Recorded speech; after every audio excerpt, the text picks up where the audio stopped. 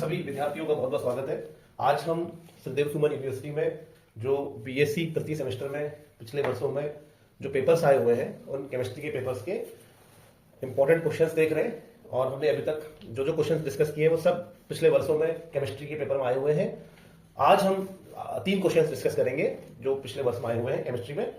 हो सकता है कि वो उससे मिलता जुलता प्रश्न एक बार पूछ लिया जाए। तो जो पहला क्वेश्चन हम अभी डिस्कस करने वाले हैं वो है रीमर टीमन रिएक्शन क्या है और इसका मैकेनिज्म हमें लिखना है। तो क्या है रीमर टीमन रिएक्शन? ये एक बहुत ही सिंपल सी रिएक्शन है। ये फिनॉल की एक बहुत ही इंपॉर्टेंट रिएक्शन होती है जिसमें फिनॉल रिएक्शन करता है क्लोरोफॉर्म के साथ और NaOH के साथ। देखिए सामने आपको बोर्ड में लिखा हुआ है कि ये फिनॉल है। बेंजीन में अगर हम OH लगा देते हैं किसी हाइड्रोजन को हटाकर, ठीक है, बेंजीन था उसमें हमने H को हटाकर क्या लगा दिया? OH लगा दिया। तो C6H6 बेंजीन होता है, इसमें हमने H को हटा के OH लगा दिया, तो ये C6H5OH हो गया। ये बच्चों फिनॉल है, ठीक है। तो फिनॉल का सूत्र सबको आना चाहिए, याद कर लीजिए। तो C6H5OH हमारा फिनॉल है। इसकी रिएक्शन किसके साथ करनी है? क्लोरोफॉर्म के साथ करनी है। किसके साथ करनी है? क्लोरोफॉर्म के साथ करनी है। और किसकी उपस्थिति में होनी चाहिए? एक्वस NaOH की उपस्थिति में रिएक्शन होनी चाहिए। और इस रिएक्शन से बन जाता है ये कंपाउंड, जहां पर हमें ये जो ऑर्थो इसको ऑर्थो कहते हैं, जहां बेंजीन में कभी कोई ग्रुप जुड़ा है तो उसके आगे वाले ये 2 पोजीशन ऑर्थो पोजीशन है, ये 2 पोजीशन मेटा पोजीशन है और ये पोजीशन पैरा पोजीशन है। ये 2 ऑर्थो है, ये 2 मेटा है और ये पैरा है। तो क्लोरोफॉर्म और NaOH जब फिनॉल में डाला जाता है तो ऑर्थो पोजीशन, यहां ये ऑर्थो पोजीशन में यहां पर क्या आ जाता है? CHO आ जाता है। याद करिए क्या आ जाता है? CHO एल्डिहाइड ग्रुप आ जाता है, ठीक है। और इस कंपाउंड को कहते हैं हम सैलिसिल एल्डिहाइड। इस कंपाउंड को कहते हैं सैलिसिल एल्डिहाइड। यही रिएक्शन क्या है? रीमर टीमन रिएक्शन है, ठीक है। अब हम इसके मैकेनिज्म को समझेंगे कि क्या है इसका मैकेनिज्म। प्यारे बच्चों, हम अब रीमर टीमन रिएक्शन की मैकेनिज्म को समझने वाले हैं। बहुत इंपॉर्टेंट इसके मैकेनिज्म है। रीमर टीमन रिएक्शन क्या है? फिनॉल क्लोरोफॉर्म से रिएक्शन करता है, फिनॉल क्लोरोफॉर्म से रिएक्शन करता है NaOH की, एक्वस NaOH के साथ उसकी उपस्थिति में ये रिएक्शन होती है और हमें ऑर्थो पोजीशन में CHO मिल जाता है। और तो पैरा में भी मिल सकता है, लेकिन उसमें मेजर प्रोडक्ट ऑर्थो में CHO मिल जाता है। और ये जो हमारा कंपाउंड है इसको सैलिसिल एल्डिहाइड कहते हैं। यही रिएक्शन क्या है? रीमर टीमन रिएक्शन है। अब ये रिएक्शन होती कैसे है इसको हम समझते हैं।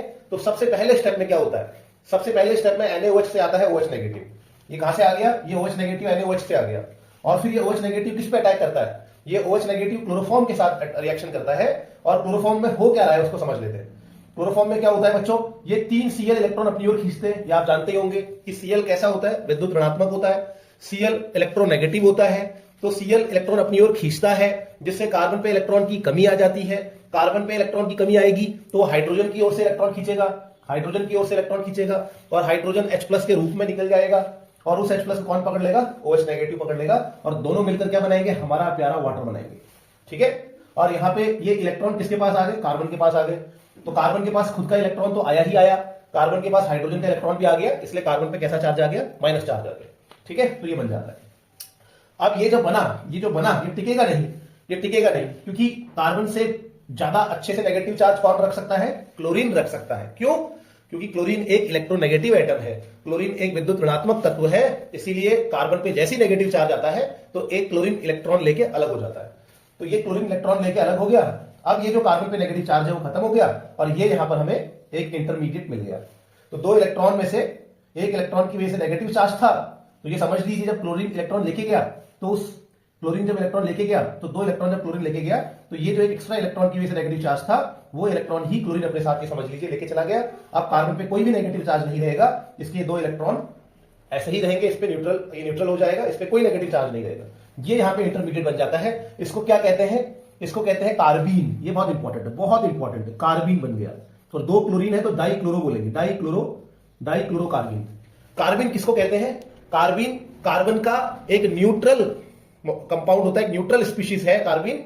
फिर से, कार्बीन एक न्यूट्रल स्पीशीज है कार्बन का, जहां कार्बन 2 सिग्मा बॉन्ड बनाता है और कार्बन के पास एक इलेक्ट्रॉन का पेयर होता है। फिर से, कार्बीन कार्बन का एक न्यूट्रल यौगिक है, एक उदासीन यौगिक है, एक न्यूट्रल स्पीशीज है, जहां कार्बन 2 सिग्मा बॉन्ड बनाता है और कार्बन के पास एक इलेक्ट्रॉन का पेयर होता है, एक इलेक्ट्रॉन का युग्म होता है, ठीक है, एक इलेक्ट्रॉन युग्म होता है। ये कार्बीन होता है।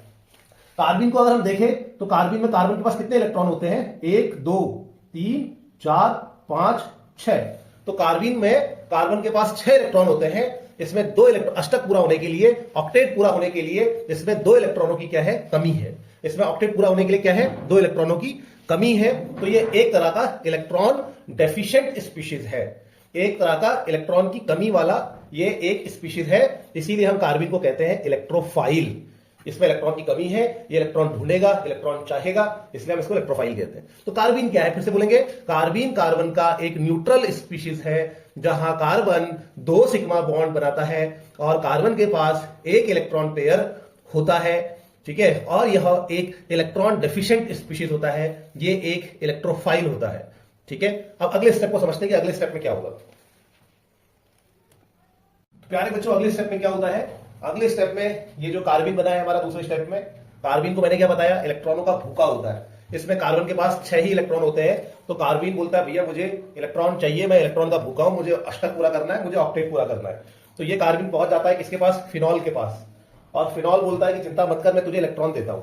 अब वो इलेक्ट्रॉन कैसे देता है बच्चों, तो फिनॉल इलेक्ट्रॉन कैसे देता है, फिनॉल में हम जानते हैं रेजोनेंस होता है, ये रेजोनेंस के द्वारा, कंजुगेशन के द्वारा इलेक्ट्रॉन दे सकता है। कंजुगेशन मतलब इलेक्ट्रॉनों के मूवमेंट के द्वारा, ठीक है, इलेक्ट्रॉन का मूवमेंट होता है। यहाँ पे कैसे होता है, ये दो इलेक्ट्रॉन यहां शिफ्ट होते हैं, ठीक है, या सिंपल ये समझो कि इस पे जैसी इलेक्ट्रॉन की कमी है, ये आएगा इस फिनॉल के पास, और ये फिनॉल का ये कार्बन क्या करेगा, पाई इलेक्ट्रॉन अपनी ओर खींच के इसको दे देगा, ये ले भाई, बोलेगा ले तू इलेक्ट्रॉन ले ले। और जैसे ये कार्बन इलेक्ट्रॉन इसको देगा, इस कार्बन पे कमी आएगी, ये कार्बन ऑक्सीजन से हेल्प मांगेगा, ऑक्सीजन अपने पाई इलेक्ट्रॉन आगे देकर इसकी कमी को दूर कर देगा। समझ गए होंगे क्या रही कहानी, कि भाई ये इलेक्ट्रॉन इसमें कम है, तो यहाँ पे आता है, इलेक्ट्रॉन मांगता है, और जैसे ही इलेक्ट्रॉन मांगता है तो ये कार्बन क्या करता है, ये कार्बन पाई इलेक्ट्रॉन अपनी ओर खींच के, देख लो भाई पाई इलेक्ट्रॉन है, ये डबल बॉन्ड में एक बॉन्ड क्या होता है, पाई बॉन्ड होता है, तो पाई इलेक्ट्रॉन अपनी ओर खींच के इस कार्बन को दे देता है, बोलता है ले भैया कार्बन इलेक्ट्रॉन ले ले। और जैसे ये दोनों बॉन्ड बनाते हैं, अब इस कार्बन पे नहीं आएगी कमी, क्योंकि इसके इलेक्ट्रॉन तो आगे चले गए, तो इस कार्बन पे कमी आ जाएगी, और इस कार्बन पे जैसी कमी आएगी तो ये कार्बन क्या करेगा, आगे ऑक्सीजन से हेल्प मांगेगा, ऑक्सीजन पाई इलेक्ट्रॉन आगे शिफ्ट करके इसकी कमी को दूर कर देगा, ठीक है। तो क्या क्या चार्ज आएंगे, ऑक्सीजन इलेक्ट्रॉन दे दिया तो ऑक्सीजन पे क्या चार्ज आ गया, पॉजिटिव। यहाँ पे एक पाई बॉन्ड बन गया, हाँ बन गया। ये हाइड्रोजन अपनी जगह पे है, बिल्कुल अपनी जगह पे है, और ये बॉन्ड किसके साथ बन गया, कार्बन के साथ बन गया ना। और कार्बन पे, क्योंकि कार्बन ने इलेक्ट्रॉन लिए, तो कार्बन पे हम क्या चार्ज दिखाएंगे, माइनस चार्ज दिखाएंगे। अब आगे क्या होता है, अगले स्टेप में क्या होगा, ऑक्सीजन पॉजिटिव चार्ज, हम तो जानते हैं भैया ऑक्सीजन एक इलेक्ट्रोनेगेटिव एटम है बच्चों, तो ऑक्सीजन एक इलेक्ट्रोनेगेटिव एटम है, तो ऑक्सीजन अपने पॉजिटिव चार्ज को तुरंत खत्म करने की कोशिश करेगा, और खत्म करने के लिए क्या करेगा, हाइड्रोजन की ओर से इलेक्ट्रॉन खींचेगा, क्योंकि जो बॉन्ड अभी अभी बनाया है, केमिस्ट्री में याद रखना, जो बॉन्ड अभी अभी बनता है वो उसी वक्त एकदम ब्रेक नहीं होता। तो ये जैसी बॉन्ड आपका यहाँ पे ऑक्सीजन पे पॉजिटिव आया, तो ऑक्सीजन क्या करेगा, हाइड्रोजन से इलेक्ट्रॉन खींचेगा और H+ को रिलीज कर देगा सॉल्यूशन में, और यहाँ पे ये ऑक्सीजन न्यूट्रलाइज हो गया, तो और ये यहाँ पे आपका कार्बन पे नेगेटिव चार्ज बना हुआ है, उस पर कोई प्रभाव नहीं पड़ेगा। अब क्या होता है, अब जैसे ही अब इसको देखेंगे हम, तो ये जो आपका इंटरमीडिएट बना है, इसमें क्या प्रॉब्लम है, इसमें ये जो बेंजीन की रिंग थी, बेंजीन की रिंग का स्वरूप बदल गया, बेंजीन की रिंग का एरोमेटिक कैरेक्टर बदल गया, वो खराब हो गई, तो वो दोबारा अपना स्वरूप वापस पाना चाहती है, वो दोबारा अपने आप को एरोमेटिक बनाना चाहती है, वो दोबारा चाहेगी कि यहाँ पे क्या आ जाए, पाई बॉन्ड आ जाए। अब ये कैसे होगा, ये कैसे होगा, ये ऐसे होगा कि आपको यहाँ पर इस जगह पे क्या होते हैं, 1 2 3 बॉन्ड है ना, इसका मतलब एक हाइड्रोजन होगा यहाँ पे, तो ये हाइड्रोजन को मैं दिखा रहा हूँ, यहाँ पे एक हाइड्रोजन होता है, उसको मैं अभी तक नहीं दिखा रहा था, अब दिखाता हूँ उस हाइड्रोजन को। तो ये हाइड्रोजन यहाँ पे मैं दिखा रहा हूँ। अब ये हो क्यों रहा है, क्योंकि ये वाला स्टेप क्यों होगा, ताकि ये बेंजीन अपना स्ट्रक्चर, अपना रूप, अपना स्वरूप दोबारा वापस प्राप्त कर सके, एरोमेटिक कैरेक्टर दोबारा प्राप्त कर सके, इसीलिए ये स्टेप होगा।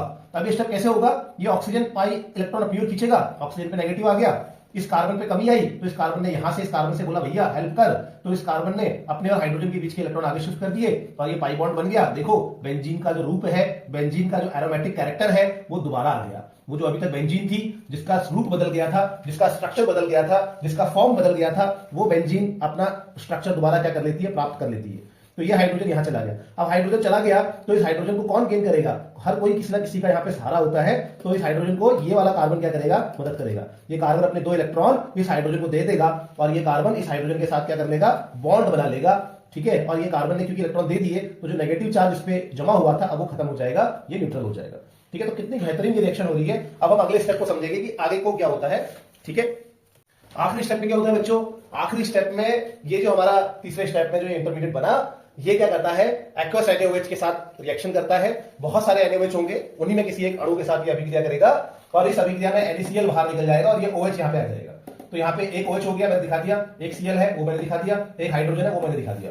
अब फिर अगले स्टेप में ये Cl है वो अलग होगा, ठीक है, Cl इलेक्ट्रॉन लेके अलग हो जाता है, और Cl इलेक्ट्रॉन लेके अलग होता है, तो फिर क्या होगा, Cl जैसे इलेक्ट्रॉन लेके अलग हो जाएगा बच्चों, तो यहां पर जो इस कार्बन पर जैसी कमी आएगी, मैं थोड़ा दूसरी यूज करता हूं, तो ये Cl यहाँ पे अगले स्टेप पे इलेक्ट्रॉन लेके अपनी इलेक्ट्रॉन ले जाने की इसकी प्रवृत्ति होती है, इलेक्ट्रॉन टेकिंग टेंडेंसी होती है, तो ये रिएक्शन में इलेक्ट्रॉन लेके हट जाता है, इस कार्बन पे डेफिशिएंसी आती है, इलेक्ट्रॉन की कमी आती है, ये ऑक्सीजन से हेल्प मांगता है, ऑक्सीजन अपने और हाइड्रोजन के बीच के इलेक्ट्रॉन आगे शिफ्ट करके यहाँ पे क्या बना देता है, पाई बॉन्ड बना देता है, और एक हाइड्रोजन यहाँ पहले से ही है तो वैसे दिखाई देगा, ये O पे नेगेटिव चार्ज है तो नेगेटिव चार्ज ही दिखाई देगा। देन अगले स्टेप में ये एसिड से रिएक्शन, क्योंकि ये जो H+ निकला है उसी H+ से ये रिएक्शन करता है, यहाँ पे आपका H आ जाता है, और ये हमारा जो है ऑर्थोसैलिसिल एल्डिहाइड का निर्माण हो जाता है। ठीक है, तो ये इसका मैकेनिज्म है। तो इस रिएक्शन में हमने ये समझा है, जो सबसे इंपॉर्टेंट चीज है वो ये है कि ये रिएक्शन का नेचर कैसा है, इस रिएक्शन में कौन बना, इस रिएक्शन में कार्बीन बनता है, कौन बनता है, इस रिएक्शन में कौन बना है, कार्बीन बना है, और उस कार्बीन ने क्या किया है, ऑर्थो पोजीशन में हाइड्रोजन को हटाया है। ठीक है, फिनॉल के ये जो आपका, अगर मैं शॉर्ट में इस रिएक्शन को दिखाऊं तो इस रिएक्शन में हुआ क्या, इस रिएक्शन में आपका कार्बीन बना था, जब क्लोरोफॉर्म मिलाया हमने और NaOH मिलाया हमने तो इनके मिलने से क्या बना, कार्बीन बना। उस कार्बीन ने यहां पर के हाइड्रोजन को क्या करा, हटा दिया, और फिर बाद में उसी को वो किसमें कन्वर्ट हो गया, CHO में कन्वर्ट हो गया। तो यहां पे कार्बीन बना, कार्बीन एक इलेक्ट्रोफाइल है। कार्बीन क्या है, मैंने बताया आपको कि इसमें इलेक्ट्रॉन की कमी होती है, तो ये इलेक्ट्रोफाइल होता है कार्बीन। तो यहां इलेक्ट्रोफाइल ने हाइड्रोजन को रिमूव किया है, हाइड्रोजन को सब्स्टिट्यूट किया है, इसीलिए रीमर-टीमन रिएक्शन एक इलेक्ट्रोफिलिक सब्स्टिट्यूशन रिएक्शन का एग्जांपल भी है। ठीक है, तो तीन बातें याद रखेंगे, एक तो है क्या, मैकेनिज्म क्या है वो ध्यान रखना, फिर ये याद रखना कि इसमें कौन सा इंटरमीडिएट बनता है, वो बनता है यहाँ पे कार्बीन, इसको याद रखेंगे, और फिर याद रखेंगे कि यहाँ पे किस प्रकार की अभिक्रिया है, ये इलेक्ट्रोफिलिक सब्स्टिट्यूशन रिएक्शन है, ये एक इलेक्ट्रोफिलिक सब्स्टिट्यूशन रिएक्शन है। थैंक यू बच्चों, आज के लिए इतना बहुत, थैंक यू बच्चों। अब हम थोड़ा सा आगे बढ़ेंगे, अगले क्वेश्चन को देखेंगे। तो पहले बच्चों अगला क्वेश्चन हमारे पास ये है कि कीलेंट लिगेंड्स क्या है। ठीक है, क्वेश्चन देखेंगे, बहुत अच्छा क्वेश्चन है ये, पिछली बार SDSC सदैव सुमन यूनिवर्सिटी के पेपर में आया हुआ है, तो कीलेंट लिगेंड के ऊपर शॉर्ट नोट लिखने के लिए आया था। तो हम यहाँ पे तो पूरा डिस्कशन करेंगे कि कीलेंट लिगेंड, कुछ लोग इसको चिलेट भी बोलते हैं, काइलेट भी बोलते हैं, कुछ भी बोलिए, प्रोनाउंसिएशन में कोई खास से कोई मतलब नहीं है हमें। तो कीलेंट लिगेंड क्या है, इसके कुछ एग्जांपल हमें बताने हैं, और ये स्टेबल कंपाउंड क्यों बनाता है वो हमें बताना है। तो कीलेंट लिगेंड्स क्या है, कीलेंट लिगेंड्स वो लिगेंड्स होते हैं जो मेटल के साथ, लिगेंड्स किनको बोलते हैं, लिगेंड्स बोलते हैं जो मेटल को कॉम्प्लेक्स आयन में, फिर से कॉम्प्लेक्स आयन में मेटल को इलेक्ट्रॉन पेयर देते हैं, उनको लिगेंड्स कहते हैं। जो अपना इलेक्ट्रॉन का जोड़ा, जो अपना इलेक्ट्रॉन पेयर किसको देते हैं, मेटल को देते हैं। ठीक है, उनको हम क्या कहते हैं, लिगेंड्स कहते हैं। तो जैसे अमोनिया एक लिगेंड है, कोई पूछेगा क्यों अमोनिया एक लिगेंड है, क्योंकि वो इलेक्ट्रॉन पेयर देता है, किसको, मेटल को देता है। वाटर एक लिगेंड है, क्यों, क्योंकि वो अपना इलेक्ट्रॉन पेयर मेटल को देता है। F negative, Cl negative, Br negative, ये सब लिगेंड्स है, क्योंकि इलेक्ट्रॉन पेयर मेटल को देते हैं और उसके साथ कोऑर्डिनेट बॉन्ड बनाते हैं और उसके साथ एक कॉम्प्लेक्स आयन का फॉर्मेशन करते हैं। ठीक है, तो कीलेंट लिगेंड आखिर कौन से लिगेंड्स होते हैं, तो कीलेंट लिगेंड्स हम उन लिगेंड्स को कहते हैं जो मेटल के साथ क्या करेंगे, कीलेंट लिगेंड हम उन लिगेंड्स को कहेंगे जो मेटल के साथ दो या दो से ज्यादा एटम से एक साथ जुड़े हों। जैसे कि कोई लिगेंड है, जैसे इथाइलिन डाइअमीन हमारे पास ये एक लिगेंड होता है बच्चों, अभी इसको मैं समझाऊंगा, यही हमारा एग्जांपल भी है। तो ये हमारे पास इथाइलिन डाइअमीन है, तो ये इथाइलिन डाइअमीन इस दोनों नाइट्रोजन से क्या करता है, मेटल को, इन दोनों नाइट्रोजन से मेटल को इलेक्ट्रॉन देता है और दो जगह से जुड़ा रहता है मेटल के साथ और एक रिंग बनाता है। तो ऐसे लिगेंड जो दो एटम या दो से ज्यादा एटम से मेटल के साथ जुड़े रहते हैं, स्टेबल रिंग बनाते हैं। ऐसा नहीं कि बहुत अनस्टेबल रिंग बना देंगे, तो बनेगा ही नहीं, वो हट जाएगा। ठीक है, तो ऐसे लिगेंड जो मेटल के साथ दो या दो से अधिक परमाणुओं के द्वारा जुड़े रहते हैं और रिंग बनाते हैं, एक वलय बनाते हैं, रिंग बनाते हैं, वो भी स्टेबल रिंग बनाते हैं, ऐसे लिगेंड्स को हम कीलेंट लिगेंड्स कहते हैं। तो कीलेंट लिगेंड का मैंने यहाँ पे डेफिनेशन लिखी है, chelate ligands, ligand which attached with metal through more than one site, मतलब जो साइट मतलब एटम्स। ठीक है, तो जैसे आपका इथाइलिन डाइअमीन होता है, इसका नाम इथाइलिन डाइअमीन होता है, CH2 को इथाइलिन बोलते हैं और दो है नाइट्रोजन, इसलिए डाइअमीन बोलते हैं। तो CH2 सिंगल बॉन्ड, CH2 को इथाइलिन यहां पे कहा जा रहा है और दो N है तो डाइअमीन कहा जा रहा है। तो इथाइलिन डाइअमीन है, ये दोनों नाइट्रोजन की ओर से अपने इलेक्ट्रॉन युग्म किसको देता है, मेटल को देता है और एक स्टेबल रिंग बनाता है। इसी वजह से इसको क्या कहा जाता है, कीलेंट लिगेंड कहा जाता है। ठीक है, कीलेंट लिगेंड के और बहुत सिंपल से एग्जांपल देखेंगे। तो एक तो हमारा इथाइलिन डाइअमीन हो गया, ठीक है, ये हमारा कीलेंट लिगेंड है, और एक हमारा ये ऑक्सलेट हो गया, COO नेगेटिव, ये भी दो तरफ से देता है, दोनों ऑक्सीजन की तरफ से इलेक्ट्रॉन देता है। इसके अलावा ये हमारा थोड़ा सा दूसरा एग्जांपल है, इसको कहते हैं इथाइलिन डाइअमीन, लिख लेंगे आप लोग, इथाइलिन मैं मिटा के, ये आपने नोट कर लिया होगा। ठीक है, तो EDTA4 नेगेटिव क्या होता है, EDTA4 नेगेटिव का मैं स्ट्रक्चर बना रहा हूं, कोई जरूरत नहीं है आपको स्ट्रक्चर बनाने की, लेकिन आपके एग्जाम में पूछ सकते हैं। तो इसमें यहाँ पे E का मतलब होता है इथाइलिन, ठीक है, दो डाई का मतलब होता है डाइअमीन, इथाइलिन डाइअमीन, ठीक है। T अगर यहाँ पे 4 लिखा है तो इसको टेट्रा बोलेंगे, अगर यहाँ 3 लिखा है तो इसको ट्राई बोलेंगे। तो यहाँ 4 लिखा है ना, 4 माइनस चार्ज है तो टेट्रा बोलेंगे, tetra, tetra TETRA tetra acetate, A for acetate, यहाँ पे ऐसा है। तो ये इथाइलिन डाइअमीन टेट्रा एसीटेट है। ये तो दो क्या बहुत तरफ से जुड़ सकता है मेटल के साथ। इसका मैं फॉर्मूला बनाऊंगा, इसका स्ट्रक्चर बनाऊंगा। इथाइलिन का मतलब हो गया CH2 उसको इथाइलिन बोल रहे हैं यहाँ पे। डाइअमीन मतलब 2 नाइट्रोजन हो गए, टेट्रा मतलब 4 यहाँ पे, ठीक है। तो इथाइलिन यानी कि CH2 डाई यानी कि 2, एमीन मतलब नाइट्रोजन बनाना है, और टेट्रा मतलब 4, 1 2 3 4 एसीटेट यानी कि CH2CO नेगेटिव यहाँ पे। तो ये CH2CO नेगेटिव, 1 2 CH2CO नेगेटिव। तो ये वाला जो मॉलिक्यूल है इसको बोलते हैं इथाइलिन। ये हो गया हमारा इथाइलिन, और 2 यहाँ पे नाइट्रोजन है तो डाइअमीन टेट्रा एसीटेट। ये बच्चों बहुत तरफ से इलेक्ट्रॉन दे सकता है, यहां से भी दे सकता है इलेक्ट्रॉन, या ये एक ही तरफ से इलेक्ट्रॉन दे सकता है, या ये 1 2 3 तरफ से इलेक्ट्रॉन दे सकता है, 1 2 3 4 5 6 तरफ से भी इलेक्ट्रॉन दे सकता है। तो ये एक ऐसा लिगेंड है जो कई तरफ से क्या कर सकता है, इलेक्ट्रॉन हमें मेटल को दे सकता है। तो ऐसा लिगेंड जो एक जगह से भी दे सकता है, ऐसा लिगेंड जो 2 जगह से भी इलेक्ट्रॉन दे सकता है। तो ये लिगेंड जो है एक से ज्यादा जगहों से बॉन्ड बना सकता है। इसके अलावा ये कभी एक ही जगह से बनाता है, कभी 2 जगह से बना सकता है, कभी 4 जगहों से, कितनी जगहों से बना सकता है ये 1 2 मैक्सिमम कितनी सेंटर से इलेक्ट्रॉन दे सकता है, यहां से O नेगेटिव दे सकता है 1 2 3 4 5 6। तो ये हेक्साडेंटेट है। ये जो 2 तरफ से इलेक्ट्रॉन देंगे वो तो बाइडेंटेट होते हैं, जो 3 तरफ से इलेक्ट्रॉन देंगे वो ट्राइडेंटेट होते हैं, जो 4 तरफ से इलेक्ट्रॉन देंगे उनको टेट्राडेंटेट कहता है। ये हेक्साडेंटेट लिगेंड है। तो ये बहुत तरफ से इलेक्ट्रॉन दे सकता है। ये क्लेट तो है ही है, मतलब ये रिंग तो बनाएगा ही बनाएगा, लेकिन इसके अंदर इलेक्ट्रॉन देने की जो साइट्स होती हैं वो बदल भी सकती है। कभी एक तरफ से दे सकता है, कभी 2 तरफ से, कभी 2-3 तरफ से। तो ऐसे लिगेंड को फ्लेक्सीडेंटेट लिगेंड भी कहते हैं। तो ये फ्लेक्सीडेंटेट लिगेंड का एग्जांपल है। अब मैं आपको फटाफट बताऊंगा कि क्यों ये कॉम्प्लेक्सेस स्टेबल होते हैं। तो उसका बहुत ही सिंपल सा एग्जांपल ये है, आंसर ये है कि देखो बच्चों, आखिर ये जो हमारा किलेट लिगेंड होता है, जो रिंग बनाता है, वो स्टेबल क्यों होता है। इसका 2 कारण हम लिखते हैं। तो पहला कारण ये है कि ये एक तरफ से मोर देन 1 बॉन्ड से मेटल के साथ अटैच होता है। इट इज, अभी मैं लिखाता हूं आपको, लेकिन समझ लीजिए, क्योंकि ये एक से ज्यादा तरफ से मेटल से जुड़ा है, इसीलिए एक बॉन्ड अगर टूट भी जाएगा फिर भी ये मेटल के साथ जुड़ा ही रहेगा, फिर भी ये मेटल के साथ अटैच्ड ही रहेगा, और ये स्टेबल रहता है। ठीक है, फिर वो दोबारा टूटा हुआ बॉन्ड बना लेता है। तो इसका आंसर लिखेंगे कि it form stable compound because of the following 2 reason. First reason, पहला रीजन लिखेंगे, these ligands form bond with metal, या these ligands, ऐसा दोबारा लिखेंगे, these ligands attached with metal through more than one site, therefore these ligands attached with metal through more than one site, therefore it is difficult to dissociate these ligands, therefore it is difficult to dissociate। इनको अलग करना बहुत मुश्किल होता है ना, क्योंकि 2 या 2 से ज्यादा बॉन्ड से जुड़े रहते हैं। ठीक है, अब दूसरा कारण यह है कि अगर इसी की जगह पे बच्चों, इसकी जगह पे अगर 2 अमोनिया होते हैं, मान लो इसी केस में अगर 2 अमोनिया होते, अब हम इनको तोड़ देते हैं, मान लो हमने तोड़ दिया, इसको हटा दिया, तुम हट जाओ, तो ये तोड़ने से क्या बनेगा, एक हमारा क्या बनेगा, मेटल, और एक हमारा लिगेंड बनेगा। ये पूरा का पूरा एक लिगेंड है ना, तो यहाँ पे एक मेटल एक लिगेंड बनेगा। जबकि यहाँ पे अगर हम ब्रेक करेंगे बच्चों, तो यहाँ क्या बनेगा, एक मेटल बनेगा और 2 लिगेंड बनेंगे। क्या बनेंगे, यहाँ पे 2 लिगेंड बनेंगे। तो नीचे वाली रिएक्शन में आप देख रहे हैं कि एंट्रोपी बढ़ रही है, नंबर ऑफ पार्टिकल्स जहां पे ज्यादा होते हैं, मुक्त कण जहां पे ज्यादा होते हैं, वहां पे एंट्रोपी ज्यादा होती है। तो नीचे वाले केस में एंट्रोपी क्या है, बढ़ रही है, क्योंकि पार्टिकल्स बढ़ रहे हैं, 1 और 2 3 पार्टिकल्स है यहाँ पे 1 और 2 पार्टिकल्स है।